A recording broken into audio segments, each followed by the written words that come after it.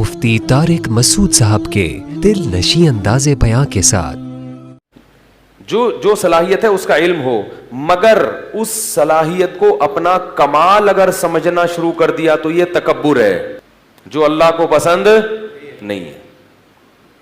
یعنی یہ سمجھنا شروع کر دیا میرا کمال ہے، یہ آپ کا کمال نہیں ہے، یہ صلاحیت گاڈ گفٹڈ ہے، اللہ کی طرف سے آپ کو گفٹ میں ملی ہے، بلکہ بھیک میں ملی ہے.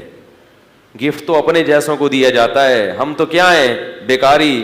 بیکاری بھیک پہ فخر، ابے بول لو بھائی، بھیک پہ فخر تھوڑی کرتا ہے. اگر اللہ نے کسی کو اچھی آواز دی، کسی کو ذہن اچھا دیا، کسی کو شکل اچھی دی، کسی کو طاقت بہت زیادہ دے دی، کسی کو دولت بہت زیادہ دے دی، تو مانے کہ اللہ نے دیا ہے مجھے. نہیں مانے گا تو ناشکری ہوگی، احساس کمتری بھی ہے، ناشکری بھی ہے. مانے مگر یہ کہے کہ کس کا کمال ہے؟ اللہ کا. لہذا جب یہ اقرار کرے گا اور دل میں بھی سوچے گا تو اترائے گا نہیں، کیونکہ انسان اپنی چیزوں پہ اتراتا ہے، جو بھیک میں ملی ہوئی ہوں اس پہ اتراتا نہیں. اس کی مثال دیتا ہوں. اس کی مثال ایسے جیسے کوئی بھکاری تھا، دھوتی بنیان میں آپ کے گھر آیا، پھٹے ہوئے کپڑے، بیچارے کو نہانے کے لیے پانی بھی نہیں اس کے پاس، بدبو جسم میں آ رہی ہے، نہ کھانے کو روٹی، نہ پہننے کو کپڑا، نہ سواری، کچھ بھی نہیں. آپ تھے بہت بڑے سیٹھ، تو آپ نے کیا کیا؟ اس بھکاری پہ ترس کھایا، اس کو پہلے تو واش روم لے گئے، اس کی سروس کروائی. آپ اتنا میلا ہو چکا تھا کہ دھونے سے کام نہیں چلا، اس کی باقاعدہ سروس کروائی، ڈیٹول سے، تیزاب سے دھویا آپ نے اس کو، ٹھیک ہے نا، میل نکلا اس کے اندر سے. پھر آپ نے اس کو 3 پیس سوٹ پہنایا، ٹائی، 3 پیس سوٹ، پوری صفائی کی، اس کی اسپرے کیا اس کے اوپر خوشبو کا. پھر آپ نے اس کو اچھا مرغن سا کھانا کھلایا، اس کی جیب میں آپ نے نوٹوں کی گڈی ڈال دی، اسے اچھی سی آپ نے گاڑی دی. تو وہ شرم سے گڑا جائے گا نا ہے، یا ان چیزوں کے بعد وہاں کھڑے ہو کر یوں یوں کرنا شروع کر دے گا اور ایسے ایسے اپنا سینہ کرنا شروع کر دے گا، اور گاڑی بولے گا کیا ہے بھائی، کون ہو، کس سے ملنے آئے ہو، جانتے نہیں ہو میں کون ہوں، ایسا کرے گا. وہ باہر نکلے گا اتنی شرم سے، گاڑی میں بیٹھے گا، یار میں کہاں، اور یہ سوٹ کہاں، یہ گاڑی کہاں، میں تو رکشے کے بھی قابل نہیں ہوں، اور مجھے اس سیٹھ نے کیا کیا میرے لیے. محلے میں بھی جائے گا تو بڑا عاجزی انکساری کے ساتھ، تاکہ لوگ دیکھ کے یہ نہ بولیں ابے ہم تجھے جانتے ہیں کہ تو کیا تھا ٹھیک ہے نا، آج بڑا اکڑ رہا ہے، میں تجھے پتا ہے یہ تو فلاں نے بھیک دے دی تجھے تو گاڑی میں جا رہا ہے. تو ہمیشہ گاڑی چلائے گا تو اکڑ کے، یہ نہیں کہ رکشے والوں کو اوورٹیک کرتا ہوا گزرے، کہ تم پیچھے رہو، موٹر سائیکل والوں کو سائڈیں مارتا ہوا گزرے، اور ہر ایک کو اپنی گاڑیاں دکھائے، وہ دیکھو میری گاڑی، میرا جو ہے وہ بار بار نوٹوں کی گڈی دکھائے، اور دکھانے سے مقصد کیا ہو؟ غریبوں کی توہین. وہ شرم سے گڑا رہے گا، جو بھی کہے گا ماشاء اللہ کہے گا بھائی میں تو، تمہیں پتہ ہے میں کیا ہوں، میری اوقات کیا، مجھے تو وہ سیٹھ صاحب ہیں انہوں نے یہ دے دیا. اگر آپ زیادہ اکڑو گے تو آپ کو ڈر کیا ہوگا کہ سیٹھ صاحب یہ چیزیں واپس نہیں کہ میں نے تجھے دیا ہے اور تو نے محلے کا دادا بن گیا ہے اور ہمیں ہی میاؤں کرنا شروع کر دیا. آپ اسی سیٹھ کو ہی میاؤں کر رہے ہو بعد میں آ کے، کون ہے بے تو سیٹھ بولے گا یہ پاجامہ اتار، بولے گا نا یہ تو نے پاجامہ پہنا ہوا ہے نا یہ اتار، چل شاباش. تو اسی طرح بالکل اللہ کا معاملہ ہے. اللہ کہتے ہیں میری نعمتیں حاصل کرو، ان کو استعمال بھی کرو، اکڑو نہیں، غریبوں کی توہین مت کرو. گاڑی والا رکشے والے کو حقیر مت سمجھے، رکشے والا پیدل والے کو حقیر مت سمجھے. لوگوں سے یہ نہ کہو میرا کمال، میرا کمال، بولو کس کی دین؟ اللہ کی دین. شکر گزار بنو. شکر سے انسان میں اور عاجزی پیدا ہوتی ہے، اور تکبر سے انسان میں اکڑ پیدا ہوتی ہے، فرعونیت پیدا ہوتی ہے. سمجھ رہے کہ نہیں سمجھ رہے؟ تو قارون میں بھی ٹیکنیکل فالٹ ہو گیا تھا کہ اس کے پاس جب پیسہ آیا تو اپنی اوقات کو بھول گیا. اللہ بھی جب یہ تو سب اللہ دے رہا ہے نا، اور ہم بھی اپنی اوقات کو بھول جاتے ہیں. ہماری اوقات کیا ہے؟ ایک بزرگ تھے، ان سے کسی وقت کے متکبر نے کہا کہ تو مجھے جانتا نہیں ہے میں کون ہوں. وہ بزرگ کے سامنے اس نے کیا کہا کہ آپ کس سے بات کر رہے ہو، آپ کو پتہ نہیں ہے میں کون ہوں؟ تو ان بزرگ نے کہا میں تیرا ماضی بھی جانتا ہوں, تیرا حال بھی جانتا ہوں, اور تیرا فیوچر بھی, مستقبل بھی جانتا ہوں. وہ بڑا حیران ہوا کہ اس کو تو میرے بارے میں ساری معلومات ہیں, پھر یہ ایسے مجھ سے ایسے کیوں بات کر رہے ہیں. انہوں نے کہا بتا میرا ماضی کیا ہے. اس کا خیال تھا یہ بتائیں گے تو بہت بڑے وڈیرے کا بیٹا ہے, سردار کا بیٹا ہے, یہ تیرا ماضی ہے. حال یہ کہ تو خود سردار ہے, مستقبل یہ کہ اگلے الیکشن میں تو ہی صدر بننے والا ہے.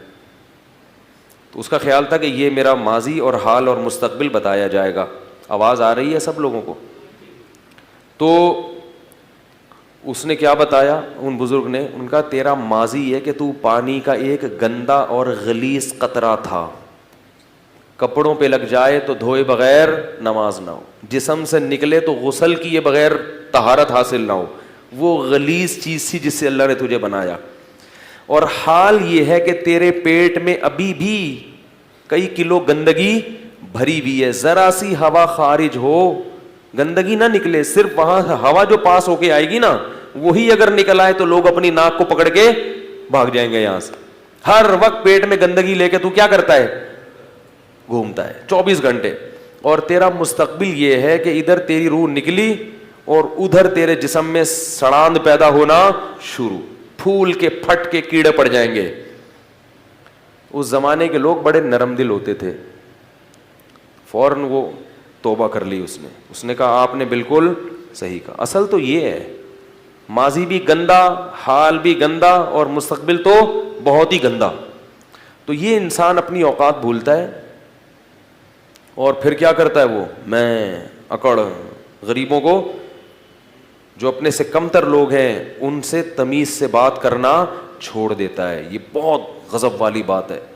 تو فرعون صاحب بھی, قارون بھی اپنی اوقات بھولے. جب بھی انسان اپنی اوقات بھولے نا تو واش روم میں سوچنا چاہیے کہ ہماری اوقات ہے کیا, کتنی گندگی, کتنے عیب اللہ نے انسان کے ساتھ لگا دیے ہیں. اس لیے انسان, ہمارے حضرت فرمایا کرتے تھے کہ تکبر ہمیشہ احمق اور بے وقوف آدمی میں ہوتا ہے, عقل مند کبھی بھی متکبر نہیں ہوگا. ہمیشہ یہ احمقوں اور بے وقوفوں کا کام ہے. عقل مند کو پتا ہوتا ہے کہ ہماری حیثیت کیا ہے. 2 منٹ لگتے ہیں عزت جانے میں بھی, دولت جانے میں بھی, صحت جانے میں بھی. بڑے بڑے پہلوان ہیں, کوئی بیماری لگی ہڈیوں کا ڈھانچہ بن گئے, 2 منٹ لگتے ہیں انسان کو تباہ ہونے میں, پھر بھی اکڑتا ہے میں یوں میں یوں میں یوں. تو قارون کو حضرت موسیٰ علیہ السلام نے فرمایا, ان کی قوم نے کہا لا تفرح, اتراؤ مت, ان اللہ لا يحب الفرحین. یاد رکھو اگر کسی کو اللہ نے دولت دی ہے, وہ اچھی گاڑی میں گھومتا ہے, اس کے ساتھ نوکر چاکر ہوتے ہیں, تو یہ عمل شریعت میں ناجائز نہیں ہے. بعض لوگ نا شریعت کو سمجھتے نہیں ہیں اور ہر جگہ فٹ کرنا شروع کر دیتے ہیں قرآن کی آیتیں.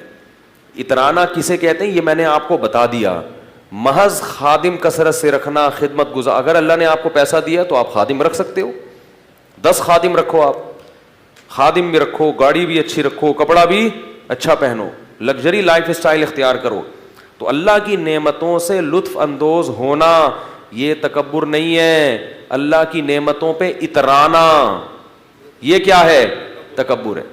علماء نے مسئلہ بیان کیا ہے, فقہاء نے, کہ اگر کوئی شخص کسی مالدار گھرانے کی خاتون سے شادی کرتا ہے, جس خاتون کے گھر میں خود کام کرنے کا رواج نہیں ہے, اتنے لگژری لائف اسٹائل ہے ان کا کہ ان کے ہاں نوکر کام کاج کرتے ہیں, عورتیں گھر کے کام نہیں کرتی.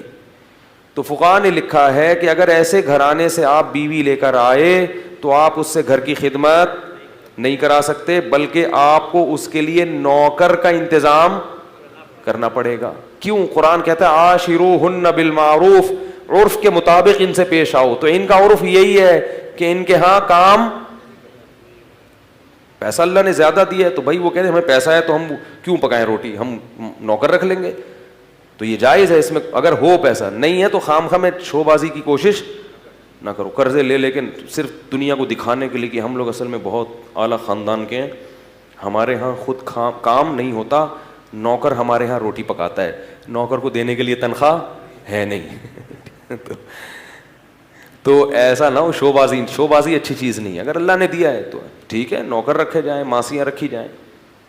مفتی صاحب کے یوٹیوب چینلز کو سبسکرائب کیجیے اور ان کے تازہ بیانات کے ذریعے اپنی علمی, اصلاحی اور فکری آبیاری کرتے رہیے.